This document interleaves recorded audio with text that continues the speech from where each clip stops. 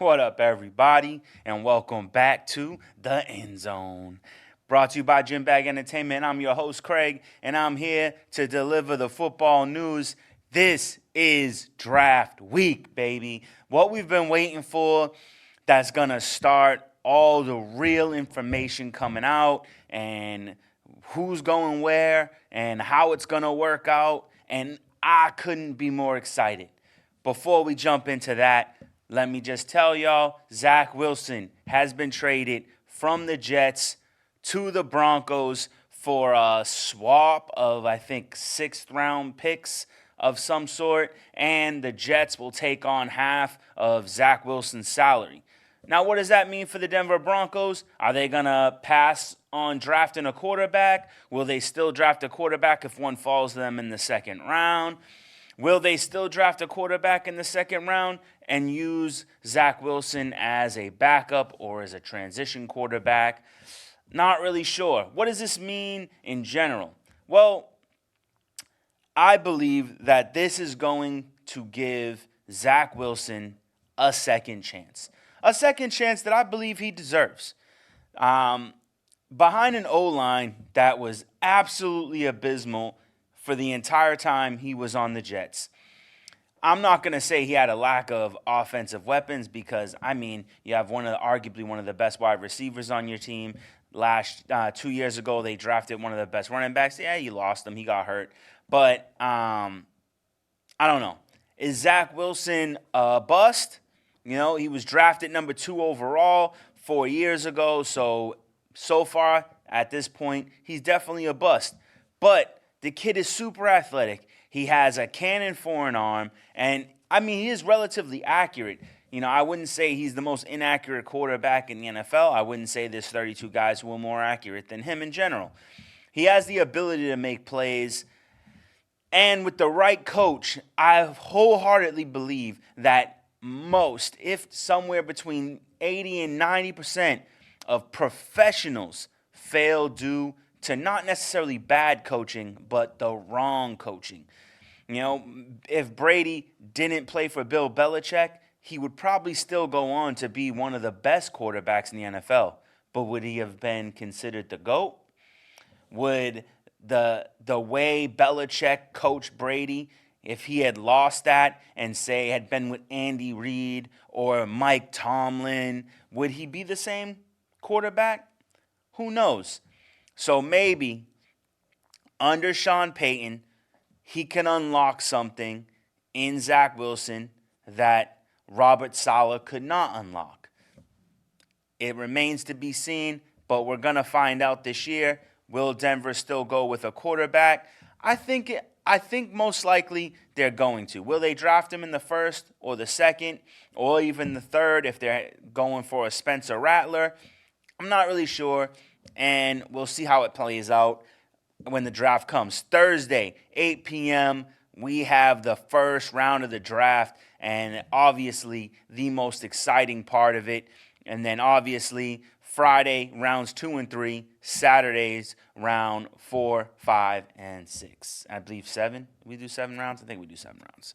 So, what I got for you today is a few different draft picks for the first round.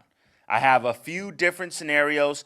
A lot of picks remain the same in all scenarios, and we have a couple things that switch up based on people's draft picks. So let me get into the number one of my list. This is probably the most basic and probably the most simple scenario.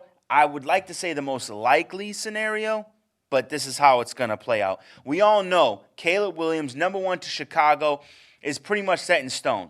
I have said it would be hilarious if they drafted a Drake May or traded for Justin Herbert with the number 9 pick and maybe a future first rounder and went with Marvin Harrison with the 1.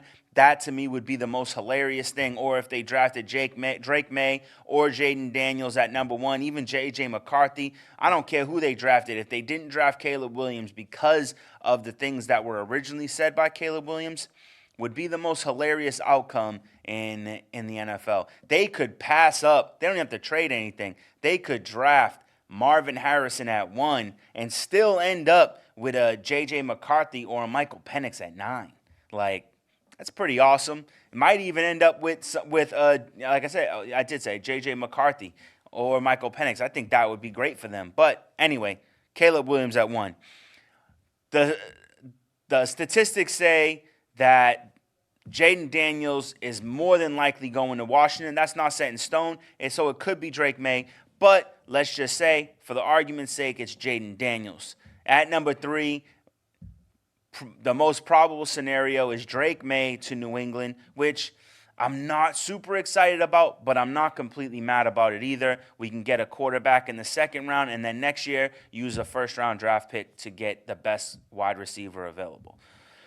Arizona at number 4, Marvin Harrison Jr., another one of those picks to me that I believe is set in stone. I don't believe with Arizona having 2 first-round draft picks is going to trade down, pass up on the ability to get Marvin Harrison Jr. just to have 2 more picks and making it 3, and then trading up. To me, it doesn't make a whole lot of sense. I think Marvin Harrison Jr. to Arizona at number 4 is set in stone. At number 5, I believe it's Joe Alt. I think that Jim Harbaugh wants to run the ball, and I believe in order to do that, you need a strong offensive line, and Joe Alt makes that happen. Then, New York Giants.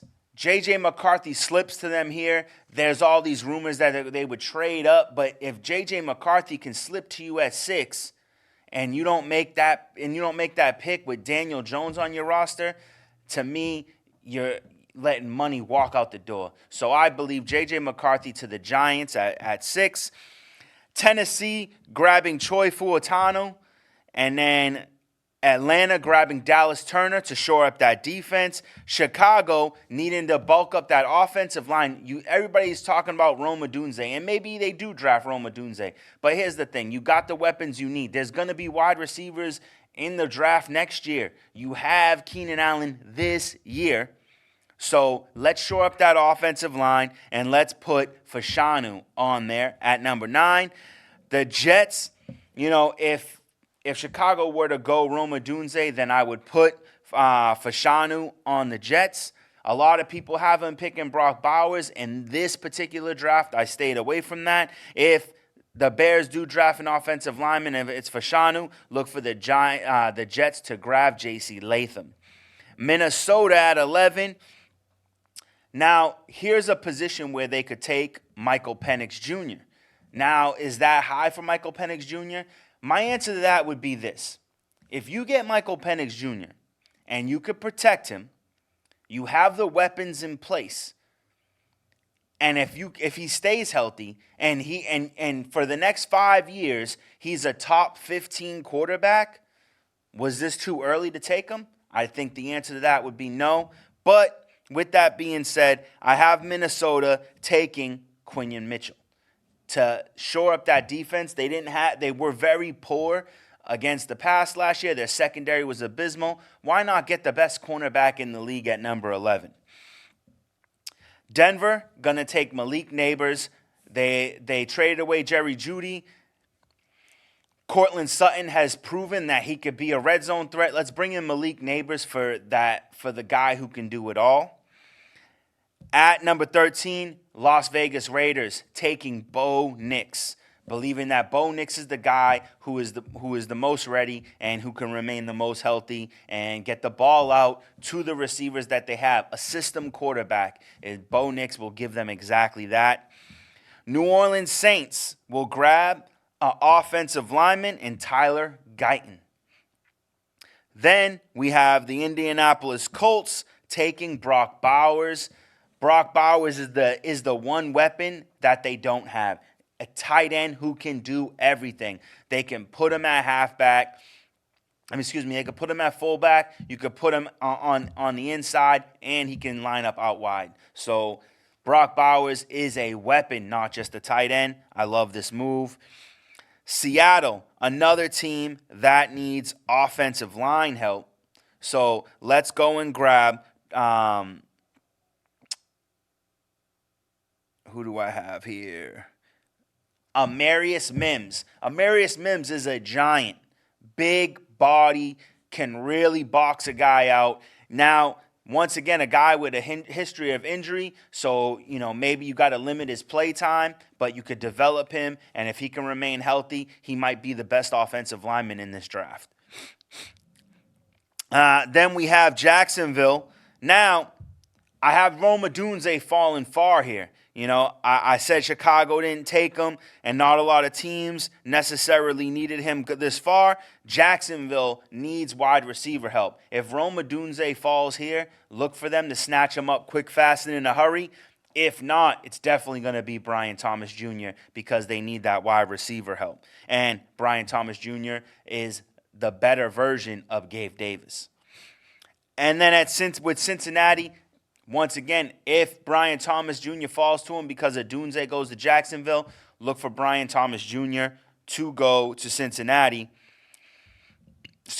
If he doesn't fall there, I like them grabbing a cornerback or a edge rusher in either Terrion Arnold or Jarrett Verse.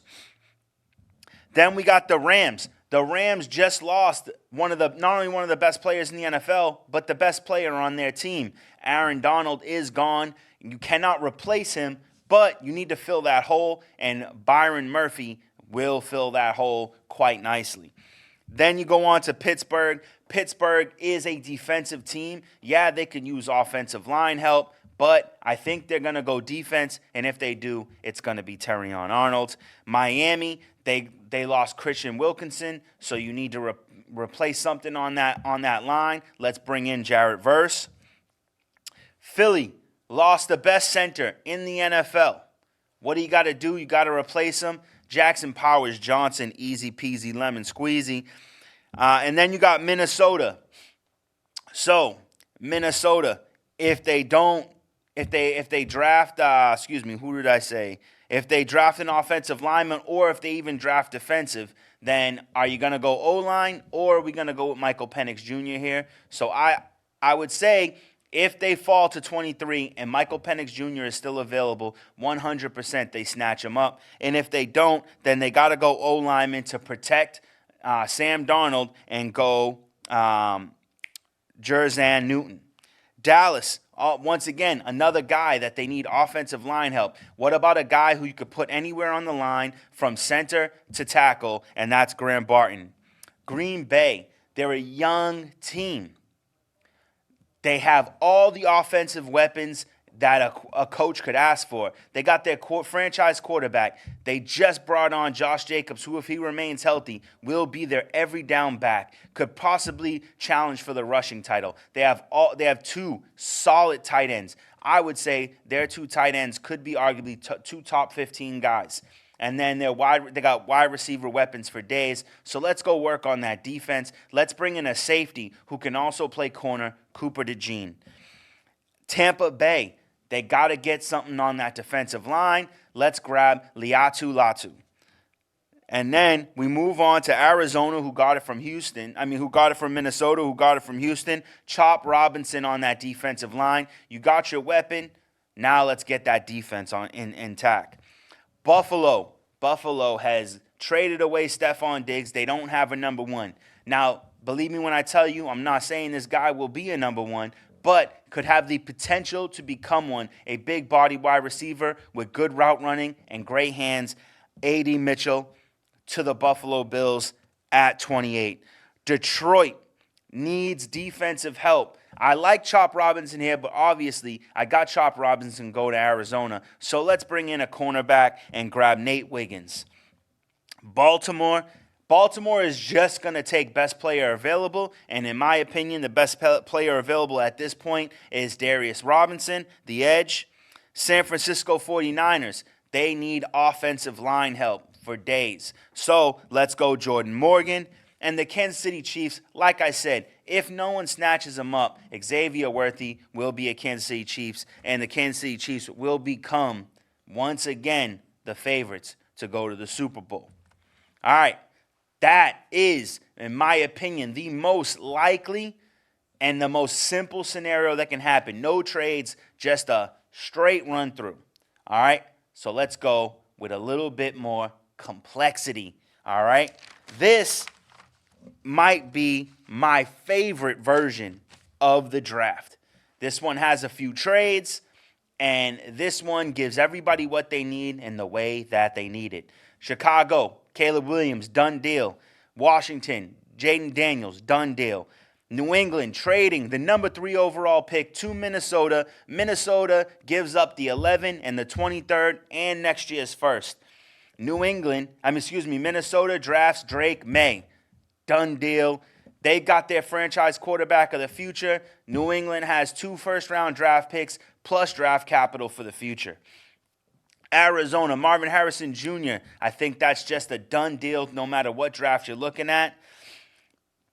The Chargers, yes, we want to get them offensive line help, but they also have no receivers, and they're looking at Malik Neighbors, and they're salivating at the bit. Malik Neighbors gives Justin Herbert the elite weapon that he had just lost, and I think he is the Keenan Allen 2.0.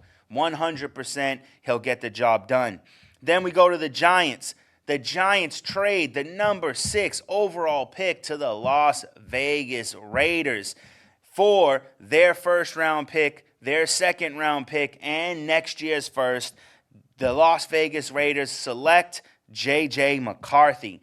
And this is an excellent position for J.J. McCarthy. They want to run the ball, but they have weapons for days. They have Devontae Adams, arguably top 5 wide receiver in the NFL. Jacoby Myers, an incredible slot receiver, coming out of nowhere, just killing the game, playing for the Raiders. They've got Michael Mayer, the second-year tight end who didn't live up to his potential last year, but bad quarterback play 100% got in the way of that. Bring in J.J. McCarthy, who's very coachable, high IQ, strong arm, athletic, can make plays. Las Vegas Raiders is the landing spot for him. Then the Tennessee Titans grab the offensive lineman that they're coveting so hardly, going Joe Alt. Atlanta grabs Dallas Turner. Like I said, set it in stone. They need that defensive weapon. Chicago, they need the offensive line help. We're going to grab Fashanu here. The Jets, I just went with what everybody is hoping to see, except for myself, Brock Bowers to the Jets, giving them that second high-level weapon that they need, pairing him up with Garrett Wilson and the injury-prone Mike White. This is an offense to be afraid of. Breece Hall in the back, man, that with the arguably the best defense in the NFL, I mean, they're probably going to be favored to go to the Super Bowl if Aaron Rodgers can stay healthy. If not, it's going to be another dud. Then we go to Minnesota with the trade to New England. New England selects Rome Odunze. They need that number 1 wide receiver. They cannot miss on this. Rome Odunze is 100% a hit. If he was drafted next year, he'd be number 1 overall. Then New England trades with Denver. Denver gives up the number 12 pick. New England gives up their second-round pick and a first-round pick next year, and they draft Michael Penix Jr. Is this a lot to give up? Yeah, so I'm going to change that. They're going to give up their second-round pick and a fifth or sixth round pick this year. No first round next year. Michael Penix Jr. Denver gets a second-round pick, which they didn't have, and they still have a pick in the second round. Maybe Bo Nix will fall to them.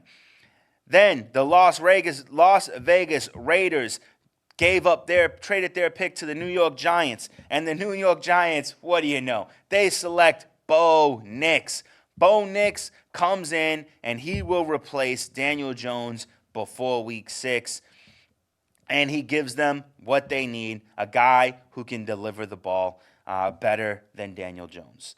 And then you could take Daniel Jones and keep him on your roster, use him like a Taysom Hill. He's got the legs for it. Why not take advantage of it while you have him? New Orleans, they need offensive line help. We're going to send Fuatanu over there. Indianapolis needs defense. If they can't get Brock Bowers, it's got to be Quinyon Mitchell. Seattle, they need that edge help. So we're going to send Jarrett Verse there, easy peasy. Then we go to Jacksonville. you need a wide receiver, but you also need to develop that defense. So we're going to send Terrion Arnold to Jacksonville. On to Cincinnati, who's probably going to trade away T. Higgins in the second round. So how do they replace him? They bring on Brian Thomas Jr., who fell to them at 18. They couldn't be more excited. The Rams, I told you, they got to replace the defensive line. So they're going to bring on Byron Murphy. Pittsburgh needs offensive line help. You brought in Russell Wilson. You brought in Justin Fields. Whichever one of them is going to be dishing out the ball, they need time to do so. So let's bring in J.C. Latham. Miami, you need defensive line help. Losing Christian Watkins was not good for your look. So let's bring in Latu. Philadelphia, I told you, they need to replace the center. So we're going Jackson Powers-Johnson, keeping it the same. Now, Minnesota trading that pick to New England. New England trading it to Denver. And Denver said, you know what? We need more draft capital. So San Fran trades their first round and their second round pick. Now Denver got 2 second round picks and still got the first. They're sending that to San Fran. San Fran moves up to draft the biggest offensive lineman the world has ever seen, Amarius Mims. You know, you got Trent Williams, he ain't going to last forever. He's close to retirement. If they win a Super Bowl this year, he's definitely off this. So let's bring in a guy who can replace him. Amarius Mims definitely gets hurt, but if we can get him to stay healthy and get him to play 10, 15 games a year, this is an offensive weapon that is 100% needed for the 49ers to play the game that they want. Dallas, I'm keeping it the same. And we're going with Graham Barton, Cooper DeJean to Green Bay, easy. Tampa Bay grabbing Chop Robinson because we don't have Laiatu available anymore, so they go Chop Robinson. Arizona got to defend Kyler Murray so he can get the ball to his newest weapon, so we're going to give them Jordan Morgan. Buffalo still needs that wide receiver, and Adonai Mitchell is still available, so there he goes. New England said, you know what? We still got this pick. We're going to trade back up again. We're going to give up our third and a sixth. We're going to jump back into the first round, and we're going to grab Ladd McConkey. Whatever picks that they have to trade, you know, whatever it ends up being, they're going to trade up, and they're going to get Ladd McConkey from Detroit. Baltimore says, Kansas City, we can't let you have him. We need offensive help. You need offensive help. Xavier Worthy to Baltimore, snagging them away from Kansas City and giving them a better chance of making it to the Super Bowl. San Francisco trades their pick to Denver. Denver gets offensive line help and to protect Zach Wilson. How do you say his name? Jerzan Newton, offensive lineman, to give him more time to throw the ball. Finally, Kansas City. Kansas City obviously needs offensive weapons. Will they trade for the likes of a T. Higgins? Will they trade for somebody else? Who knows? But Keon Coleman is available. Do they think this is too far of a jump? If they do, look for them to go Nate Wiggins, cornerback. All right. Now, I got craziness all over the place. So, here's another interesting point of view. Keeping it 100, Caleb Williams to Chicago, Jaden Daniels to Washington, and Drake May to New England, Marvin Harrison to Arizona. Now we got the Chargers. What if the Chargers trade with Minnesota and give up Justin Herbert, right? Then they get the 11 and the 23, and they draft J.J. McCarthy. That would be so awesome. That would be the move that everybody wants to see happen, right? It's got to be the move that everybody wants to see. So let's go ahead and let's do that.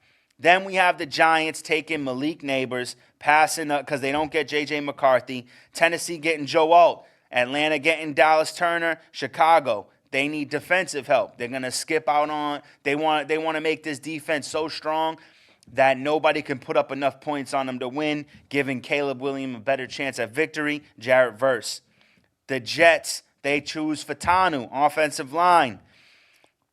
Then you got, the Chargers with the 11th pick that they got from Minnesota. Brock Bowers, giving them another weapon. Denver, taking Bo Nix. Yeah, they got the man Zach Wilson, but do you trust them? I don't, and neither does Denver. So they grab Bo Nix. Las Vegas grabs Michael Penix Jr. They're not risking waiting to the second round. They need someone who can dish the ball out now. New Orleans, once again, offensive line help for Shanu. Easy peasy. Indianapolis, we're going to stick with They got a quarterback who likes to run the ball. Maybe we get him a little bit more help on that line, and we bring in Tyler Guyton. Seattle, let's bulk up that defense, and we'll take Quinyon Mitchell. Jacksonville, can't believe it. They've won. It's Christmas. Rome Odunze giving Trevor Lawrence the number one wide receiver that they were hoping and praying for. Cincinnati, Brian Thomas Jr., trading T. Higgins to wherever for that second round pick. Most likely New England. Makes perfect sense. The Rams taking Byron Murphy. Pittsburgh, they need that edge rusher, that cornerback. So Terrion Arnold, easy decision. Miami, they're grabbing Jarrett Verse. Get that edge rusher. Philadelphia, JPJ, all day. Cleveland traded to Minnesota. Minnesota traded to the Chargers. The Chargers said, let's bulk up that O-line, and they're going to grab Jerzan Newton. Graham Barton to Dallas. Cooper DeJean, we're keeping it 100. We're going to Green Bay. Lailatu to Tampa Bay. Chop Robinson to Arizona. Detroit's going to grab Nate Wiggins, cornerback. Baltimore said, you know what? We got to give Lamar Jackson time to air out the ball, so we're going to grab Amaris Mims. San Fran going Jordan Morgan to bolster that offensive line. And what do you know? Xavier Worthy once again falling to San Fran and putting them in line to win Super Bowls. It's insane. You can't let it happen, but we all know that the likelihood of that happening is just, it's unfortunate. All right, this is the last one I got for you. So let's take our time. Let's make it nice and smooth as silk. Is that the one I want to go with? Let me just make sure. All right. Let's go fantasy. Let's go the most craziest things that could ever happen. Caleb Williams, not number one to the Chicago Bears. Let's go with what I want to happen. Chicago Bears trade the number 9 and next year's number 1, plus taking on the salary cap of Justin Herbert, trading for him, getting Marvin Harrison Jr. at number 1, and saying, you know what? Beat us. Score more points than us. I dare you. And to be honest with you, Marvin Harrison Jr., Keenan Allen, and DJ Moore, I don't know how you can win. How can you win? The answer is that you can't. Washington takes Caleb Williams with the number 2 pick, and that's just money in the bank for them. Now, they don't got offensive line help, so it's going to be a little bit of a problem at first, but they got lots of picks in this draft, and they can build up that offensive line as easy as pie. New England with that number 3 pick, they want to go Jaden Daniels, but ring, ring, ring, here comes Minnesota. No, sir. Jaden Daniels, he wants to play for us. We want him playing for us. So let's give you the 11, the 23, and next year's first. And we're going to have to make it work. And so Jaden Daniels to the Minnesota Vikings. Arizona, they can't grab Marvin Harrison Jr. no more, so they got to go with the next best thing, and they're going to grab Malik Neighbors. The Chargers, they still have the number 5 pick, and they don't have Justin Herbert anymore, so what do you think they're going to do? They're going to grab J.J. McCarthy, baby, and they're bringing the team back. And let me just say, 100% third round, they're going to grab, Did I just forget his name? Blake Corum. And in the 4th round, maybe the 2nd, I don't know, probably 2nd round, they'll grab Roman Wilson. He's bringing his old squad back together, and it's going to be beautiful, right? So then we move on to the Giants. What are the Giants going to do? They don't have they don't have a quarterback that's fallen low enough to them, so they got to go with the best receiver available in Rome Odunze. Tennessee, they're still going to take that Joe Alt move, keep it 100 with Atlanta. Number 9 is now back to the Chargers. Who are they going to get? They need more offensive line help, of course. So they're going to grab J.C. Latham. Easy peasy. Then we move on to the Jets. The Jets, what are they going to do? Of course, they're going to grab Brock Bowers. It's money in the bank. Minnesota traded the pick to New England. New England, they taking no risk. The wide receivers are not there, so they're going to grab Michael Penix Jr. Denver is going to take Bo Nix. Las Vegas, they're like, oh no, what are we going to do? Let's grab offensive line help, and they'll go Troy Fautanu. Troy Fautanu. And then New Orleans, they want offensive line help as well. It's all going away, so they're going to jump the gun on Amarius Mims and bring him in. Indy, Brock Bowers? No, he's gone, right? I said he's gone? No. Offensive line for Jets. So Brock Bowers to Indy. Tyler Guyton to Seattle. Jacksonville is going to take Brian Thomas Jr. because what else are they going to do? They need wide receiver help.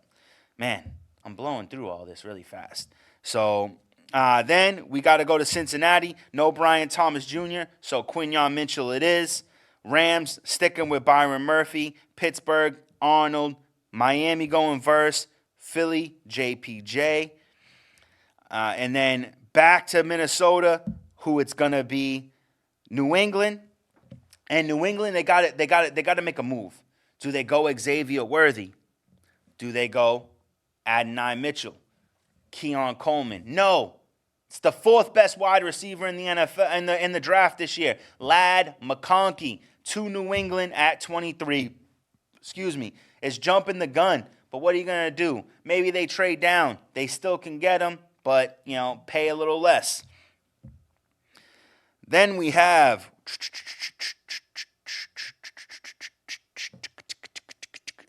Dallas going Graham Barton, of course. Green Bay, it's all pretty much the same until we get down. Jordan Morgan to San Fran and Xavier Worthy once again to the Kansas City Chiefs. Man, there's a lot of craziness that's going to go on in the draft. If I was you guys, I would probably try to create some type of game at your crib. Me and my buddies, we're going to meet up for Thursday, first round. Select your picks, do a little buy-in, 10, 20, 50, $100. Winner takes the pot, most correct picks. It would be a lot of fun to do that. I blew through this a lot faster than I thought. I thought I had to rush, so I got to come up with some other stuff to talk to you about, and I have something for you. And for my fellas, for my ladies who play fantasy football, it's time to try some new formats, okay?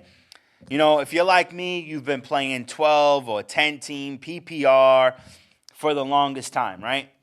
And just the, basics, however you do it, 1 quarterback, 2 running backs, 3 wide receivers, tight end, whatever you got for the flex, kicker, defense, however big your bench is going to be. Maybe you play Dynasty, maybe you play Keeper.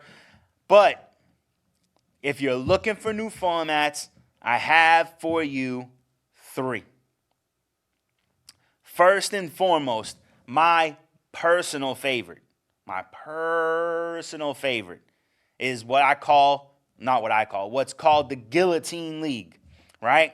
So for those of you who have no idea, it's not well unknown or anything, but a Guillotine League is when you get about 16 teams, right? You want 16 people, preferably. I would say at least minimum 14, but 16 is 100% the preference. and you do a traditional snake draft. 1 to 16, 16 to 1, so on and so forth. Now, usually, you do quarterback, 2 running backs. I prefer a quarterback, 2 running backs, 2 wide receivers, tight end, flex, kicker, defense. Keep it simple, 5 or 6 bench slots, right? Like I said, keeping it simple. And now, this is not about head-to-head. So you want to take off the head-to-head, and you want to do straight-up points, right? Straight-up points. So no longer playing against each other.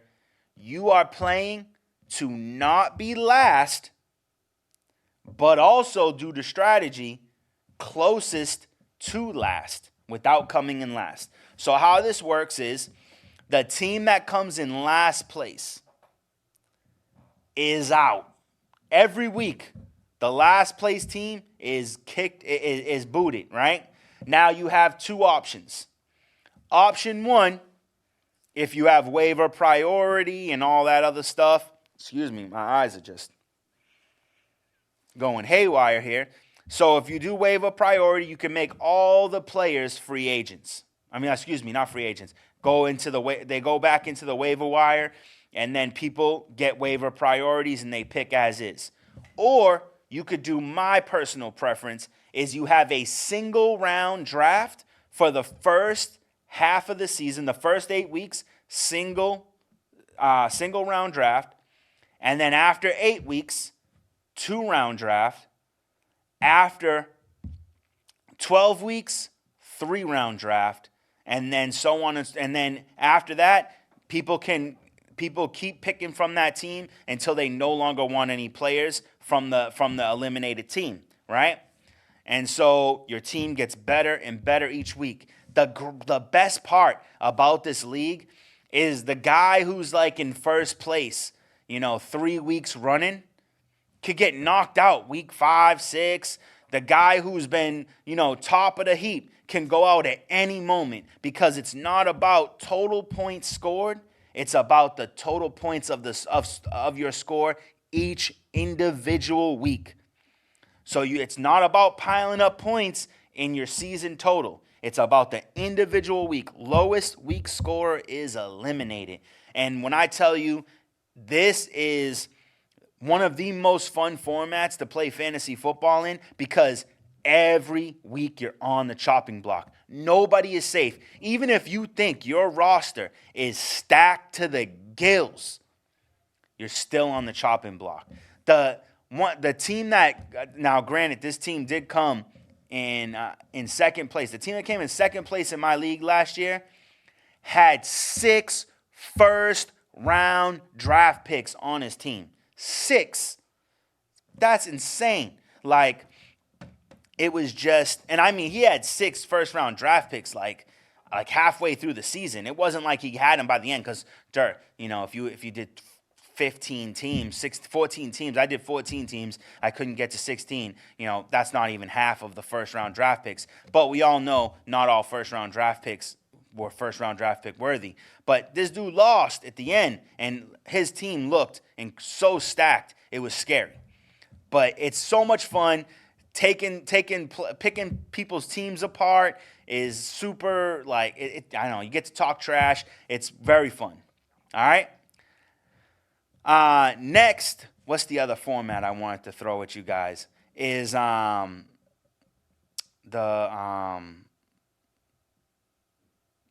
sit. Excuse me, I'm sorry.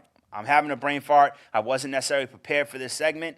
So the no sit league is another and completely and utterly entertaining version of fantasy football. So what this is, you have no bench. So quarterback, 2 running backs, 3 wide receivers, a tight end, and I did 2 flex positions, 2 flexes. Then a kicker and a defense, right? So how this works is you have your players, you draft like normal, but you turn off the bench. So when I ask you how many bench players you want, you got to put 0, right? You do your draft, it's 10, 8, 9, 10, 11 rounds, depending on how many players you allow the team to have. I recommend 2 IR seats because you're gonna want them. And if you want to play this raw, there's no IR. If you want to play it raw dog, don't have an IR. So now how this works is you do your 8, 9, 10, 11 rounds, and this is your roster. So this is the roster you're playing all year. But if you have a player on a bye week, I'm going to use the extreme. If you got Christian McCaffrey, number 1 pick, on your roster, and his bye week is week 7, you have 2 choices. You could take the O, 0 points, or you drop him and you pick up another player. That's it. Excuse me. And the best part about this is there's multiple ways to play. You could take those L's all the time. Keep your same roster because you believe in it. You could drop players every time they have a bye week and hope that when their bye week's over, you get them. Probably won't get them. And then your roster is completely changed by the end of the season. Or you could do what I like to do, and I like to play the long game. I wait for people to drop their best player on the bye week, pick them up, take that 0. Now, you can lose a lot of games that way. I had a losing record. But by the end of the season, I had the most stacked roster in the league, snuck into the playoffs at the sixth spot, made it into the playoffs the week before, and then I won the whole jammy because my roster was just loaded to the gills with all the players that people dropped on bye weeks, and it got me the victory. So there's plenty of ways to play this, but like I said, the reason why it's called no sit is because you don't have a bench, and you have to either take the 0 or swap your player out for a player on the waiver wire and hope that no one scoops him up. When I tell you they're gonna scoop them up. And like I said, whether or not you have that IR, I was one of them. I picked up, I think it was wow,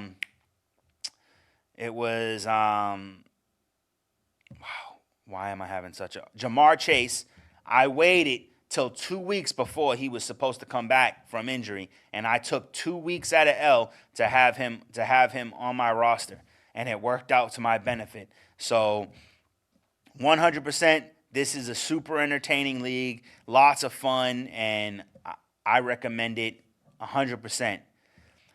Finally, now this one is way, way more complicated, not easy at all, and it's less entertaining, but it's maybe a little bit more, I don't know what you'd call it, high risk, high reward. I would recommend a $10, $20 buy-in, winner takes all, but I like to call this the Rookie Fantasy League. So only rookies. You can't, now everybody has to draft on the honor system, but as a commissioner, you can let people know you can only draft rookies. And on top of which, if you draft someone who's not a rookie, that once the league is set, that player gets dropped from their team without adding a player. So you could completely screw yourself over by not drafting a rookie. Now, I will add in this caveat. You can make it rookies and second years if you just want to add a little bit more depth to the roster, because the problem is you have to have a small league. It's got to be max 6 teams, because look at the quarterbacks coming out. Drake May, Caleb Williams, Jaden Daniels, Bo Nix, Michael Penix, and J.J. McCarthy. So those are going to be the 6 quarterbacks who are more than likely guaranteed to play. And they're not necessarily even going to start the season. So if you end up with those quarterbacks, you're probably riding zeros for a couple weeks unless they're Caleb Williams. And then, so you got to do one. My recommendation is 1 quarterback, 1 running back, 2 wide receivers, 1 tight end, and then, I would do defense. I wouldn't do kickers.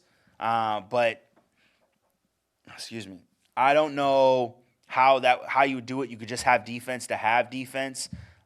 Or you can do defensive players and only draft defensive rookies That's a very interesting way to do it. So that way you have no kicker, no defense, all rookie players, and then do your season out 6 teams. Maybe split it up into 3 divisions or 2 conferences, however you want to do it, because you're going to play each other multiple times throughout the year. And then I would just do an all-in playoffs, 6-team playoffs. So it matters to build your team and to find the best rookies you can throughout the year and figure out what roster is going to work the best for you. And then you could do a 6-team, or you could just do point system. I probably would prefer that. No head-to-head, just points, and whoever has the highest point total come the end of the season. I think I like that better. But that is a very interesting format. This year, I'm definitely trying to get into Dynasty. I've never played in a Dynasty league. I'm turning one of my leagues into Dynasty. For those of you who don't understand what Dynasty is, let me break it down for you real quickly. You draft just like normal, like a redraft league, and then you play out your season as normal. You could do super flex, or you could do the 2-quarterback league where you play 2 quarterbacks, or super flex where you have the ability to play 2 quarterbacks, where quarterbacks become a premium. You end up drafting quarterbacks in the first round. A lot of quarterbacks end up going in the first round. And then when it comes to trades, here's where it gets a little interesting. You're allowed to trade draft picks.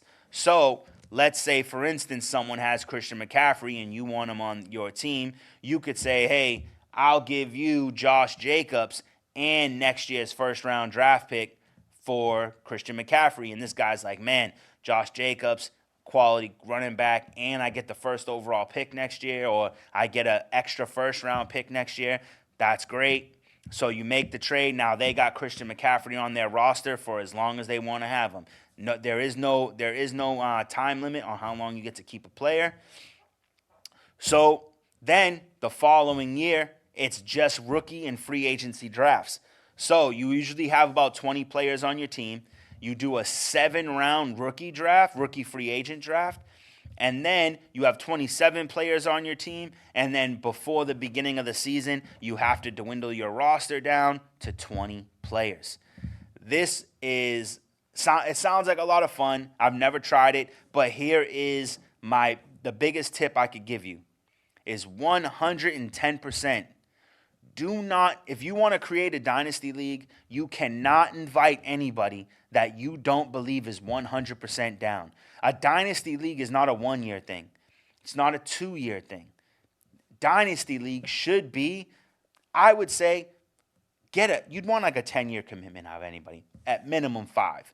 Also, one rule you should incorporate if you have a dynasty league is before you can trade any draft picks, you have to put half of your deposit down for the following season. Because what ends up going to happen is some guy is going to trade away a shit ton of draft picks, first round this year, first round next year, thirds and whatever. They're going to trade away all their draft picks to put together a roster, and then they're not going to like their roster anymore. And then the following year, they're going to say, "Oh, I can't afford, or I don't want to play, blah blah blah." And now you got to sell somebody on this team that they didn't develop. And what better way to be able to sell them on it, but is to tell them their first season they get a 50% discount because you already have half the buy-in from the person who dropped their team.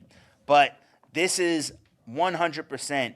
The reason why this is so exciting is that it's allowing you to build a team over the years. You start off one year and you thought you drafted really great, but you got the quarterback. Maybe you got Justin Herbert or Patrick Mahomes or Joe Burrow, or maybe you got C.J. Stroud, and you're like, man, I got the quarterback for the next 5, but a lot of my roster's looking kind of suspect. You got drafts and draft picks to trade away. You could build your roster over years. It's not always about winning this year or next year. Sometimes it could be about winning over the next couple years, into the future. So Dynasty is super exciting. I am going to try it out, and I'm going to try to keep you guys posted on how that's going and how I'm doing all the leagues. I'm going to do a standard 10-team PPR. I'm doing a 12-team Dynasty. I'm going to do a 16-team Guillotine League, anybody who plays fantasy and you're watching this and you want to join into a Guillotine League, hit your boy up in my DMs, and I will look to try to get you into my Guillotine League. I'm doing like I said, the No Sit League. I'm trying to get as many people into that as well. I would like to get that up to about 16 teams. Right now we have about 12. And I'm trying to do my rookie, but that one will probably be full up with my peoples because we're only going to do about 6 teams. So it's all exciting stuff. I mean, fantasy football and football in general is my love, so I'm here for it all day. And I know this is going to be a little short for you guys, but that's all I got for you this week. So make sure you're watching the draft. It's going down. I'm excited for it. I'm going to break it down next week for you to tell you what picks made were good, what picks made were bad, and how well I did. So until then, I'll see you next week. Have a good night.